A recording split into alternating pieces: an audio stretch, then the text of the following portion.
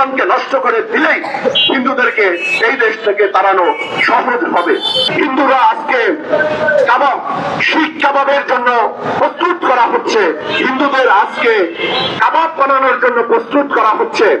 আমরা দেখলাম খুলনার উৎসব মন্ডল, কুড়িগ্রামের পরে শীল, আনন্দ সরকার থেকে শুরু করে টিপু দাসের নৃশংস হত্যাকাণ্ড আমাদের এই জাতির বিবেককে ব্যাপকভাবে নাড়া দিতে পারল না।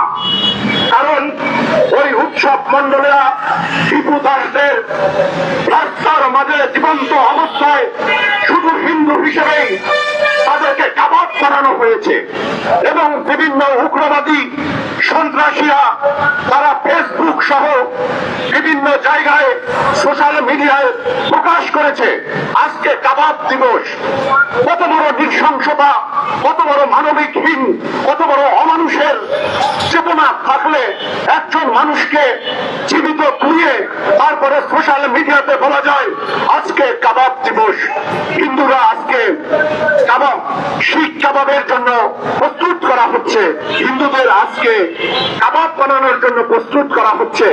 আমি দেখলাম পশ্চিমবঙ্গে যখন বিজেপি সরকার ক্ষমতায় আসলো, একটি দেশের রাজনৈতিক পটভূমি, একটি দেশের রাজনৈতিক দর্শন তবে সেই দেশের কৃষ্টি কালচার এবং অন্যান্য বিষয়গুলির উপরেই নির্ভর করে।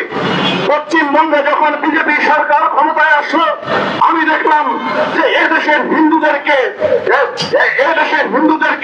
রাষ্ট্র ব্যবস্থা তথা একদল মৌলবী এই দেশের সাধারণ জনগণের সাথে আমাদেরকে মুখোমুখি দাঁড় করাতে দিতে চাইল।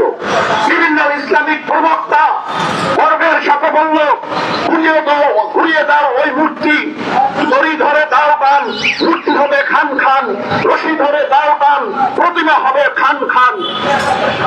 বিভিন্ন আরো ধর্মীয় বক্তাদের ব্যাপারগুলি আমরা দেখলাম যে ওই দেশে যদি মুসলমানদের উপরে কোনো মামলা হয় এদেশের হিন্দুরা বাঁচতে পারবে না, তাদেরকে কাবাব বানানো হবে, তাদেরকে বিরিয়ানির মাংস বানানো হবে, তাদেরকে ওই ছোট ছোট তেহারির মাংস বানানো হবে।